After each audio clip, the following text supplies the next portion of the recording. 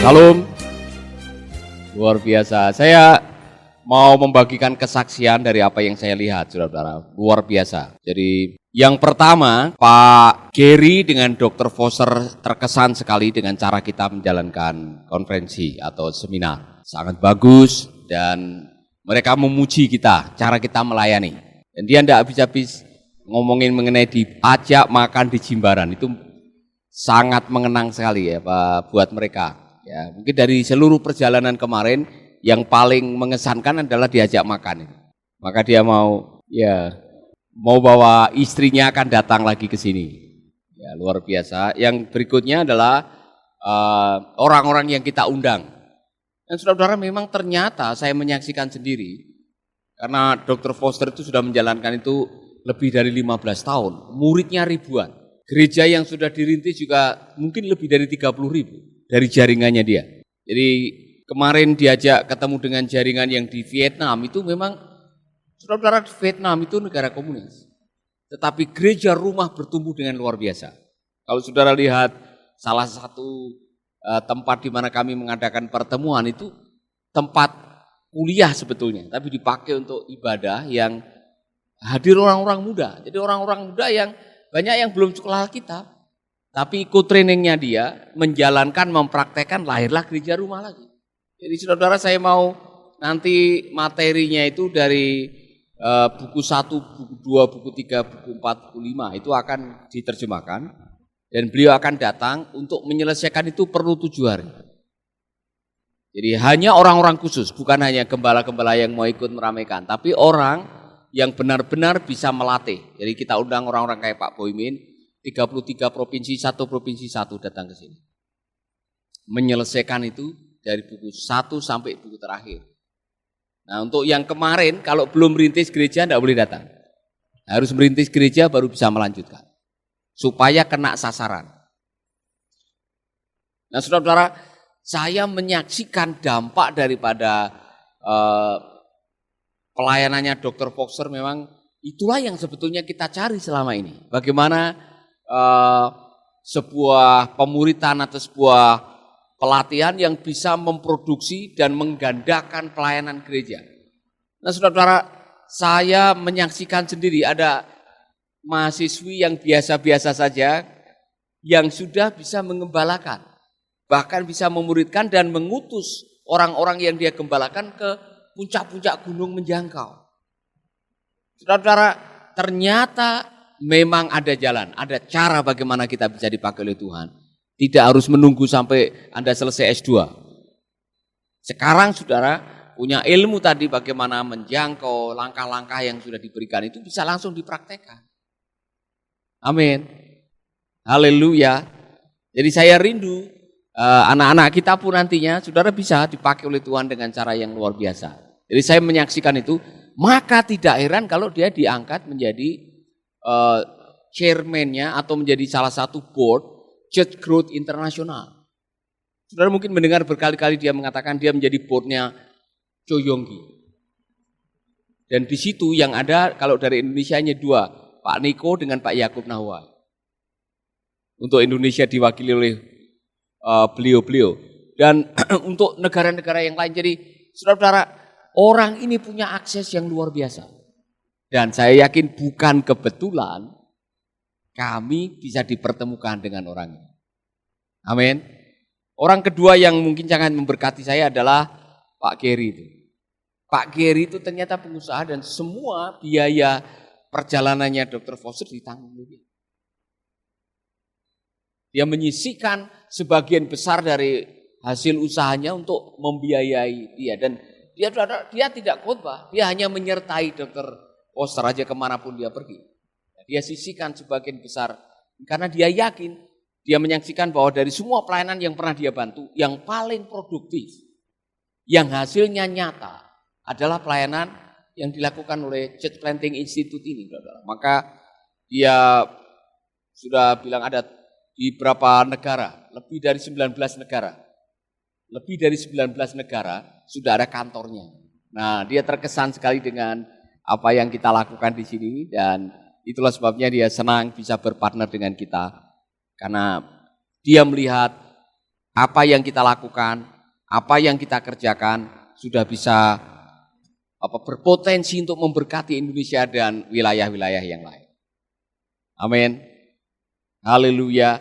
Jadi ini prinsip saudara-saudara. Prinsip yang saudara harus pelajari dalam hidup ini adalah lakukan apa yang menjadi panggilan Anda. Tidak mesti harus ngopi orang lain.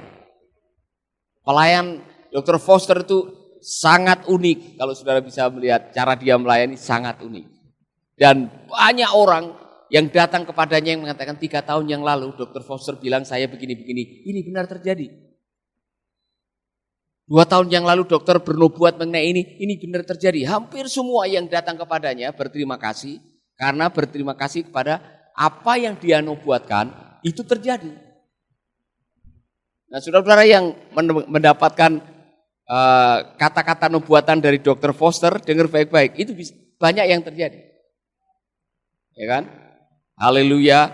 Jadi mulai setia melakukan bagian saudara, nanti Tuhan akan melakukan bagian saudara. Amin. Yang ketiga, saya belajar sesuatu. Saya belajar dari hamba Tuhan ini mengenai membangun hubungan dengan orang layak.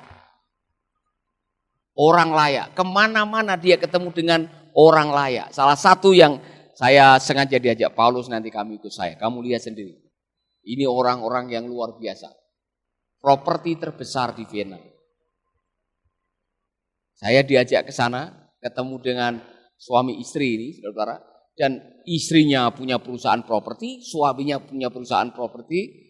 Dan waktu ketemu, apa yang dilakukan hanya berdoa. Dia tidak ngomong macam-macam, dia tidak minta apa-apa. Dia hanya berdoa untuk mereka dan mengucapkan kata-kata yang baik. Maka tidak heran, saudara, orang-orang yang diberkati ini memberkati pelayanan. Jadi saya mengatakan kepada Anda semuanya, ternyata memang Tuhan sudah memiliki orang-orang yang akan dikirim untuk menolong Anda. Saya tanya kepada beberapa perintis di Vietnam, bagaimana Anda bisa meninggalkan kampung halaman Anda dari Hanoi pergi ke Saigon merintis? Saya ditopang oleh orang layak.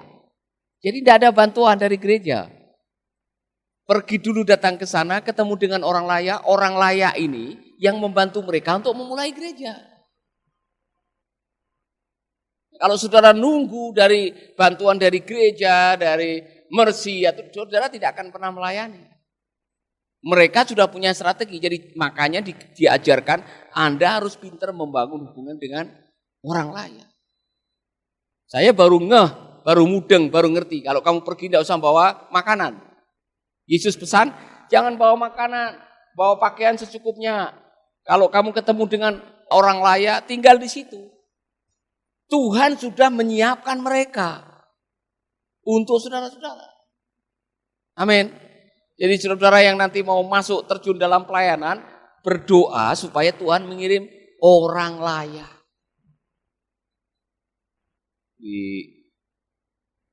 Saya ditantang, Paulus kalau kamu mau bicara dulu dengan istri. Saya akan pertemukan kamu dengan hamba-hamba Tuhan yang besar di dunia. Termasuk saya akan pertemuan kamu langsung dengan anaknya Yakub Nahwei. Karena itu anaknya Yakub Nahwei, kemanapun saya pergi dia yang bawa tas. Padahal dia gembala sidang sekarang. Siapa namanya? Anaknya Pak Yakub. Yohanes. Ya, jadi Pak Foster ini seperti ayahnya. Makanya kalau dia datang ke Indonesia, kalau enggak di Pak Niko khotbahnya, di Pak Yakub Nahwei. Karena itu sudah hubungannya sudah lama. Nah, bilang, kalau kamu mau ketemu dengan pemimpin-pemimpin dunia supaya tahu pelayanan kamu, nanti saya kasih akses ketemu dengan mereka. Dan tidak sembarangan orang bisa ada di dalam pertemuan itu. Saudara, ini sesuatu yang luar biasa. Ya kan? Mau ketemu dengan pemiliknya Samsung, pemiliknya Hyundai, semua ada di CGI namanya, Church Growth International. Mereka ini adalah orang yang mendukung pekerjaan Tuhan yang mendunia ini. Saya pikir, wow, saya yakin itu bukan kebetulan. Tidak ada yang kebetulan dalam kamusnya Tuhan. Katakan kepada teman saudara. Amin. Tidak ada kebetulan. Maka saya sedang menyaksikan sendiri perjalanan yang Tuhan bawa kemarin itu luar biasa. perjalanan walaupun melelahkan, tapi perjalanan pembelajaran. Saya melihat seorang hamba Tuhan yang melayani dengan roh. Kemanapun dia melayani, dia punya nubuatan akurat sekali. Banyak yang diberkati. Ya. Ini salah satu pemilik properti yang cukup besar, namanya Deborah Property. Waktu dia berdoa, dia mengatakan, nama Deborah nanti akan terpampang di gedung-gedung tingkat tinggi. Langsung kaget dia, sudah ada, sudah terpampang. Saudara-saudara, jadi saya yakin sekali, saudara, dia sedang mengajari saya dengan Gary. Kalau Gary sudah biasa karena selalu ikut. Tapi saya mau mengatakan ini kepada Anda bahwa tidak ada salahnya belajar dari sebuah pelayanan yang sudah terbukti bekerja dengan baik. Hasilnya sudah ada, tidak perlu harus mencoba sesuatu yang baru lagi. Amin. Saya mau mengatakan ini, buat saya ini adalah sebuah promosi dari Tuhan.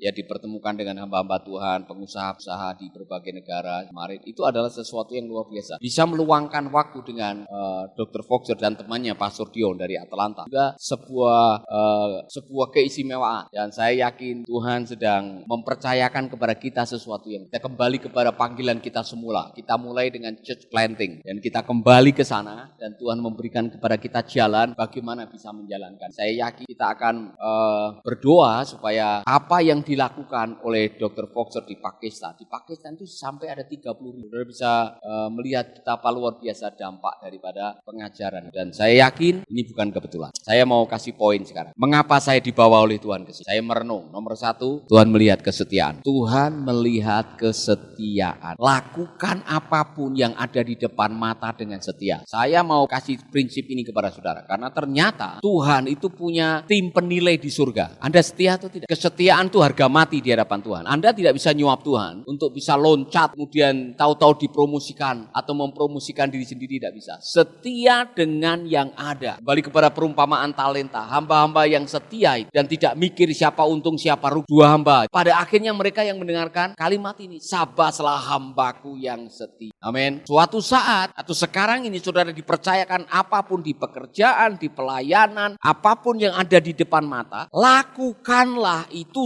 seolah-olah untuk Tuhan. Karena yang kasih rezeki itu Tuhan. Saudara mungkin pekerjaan saudara yang mencatat atau bikin video atau apa. Mungkin gaji saudara tidak banyak, tapi rezeki dari Tuhan itu ada cara Tuhan memberikan kepada saudara. Karena apa yang saudara lakukan adalah ada aja berkat ekstra yang Tuhan berikan melalui cara-cara yang berbeda. Itu rezeki. Kalau gaji itu hasil kerja, kalau rezeki itu uluran tangan dari surga. Sahabat, Anda baru saja mendengarkan program Making Life Better. Hubungi kami di 0811 3901 144 atau 0811 3901 140. Mari dukung pelayanan Making Life Better melalui rekening BCA 66 900 30525. Sekali lagi 66 900 30525 atas nama Paulus Wiratno. Terima kasih, Tuhan Yesus memberkati. Making life better, bikin hidup lebih baik.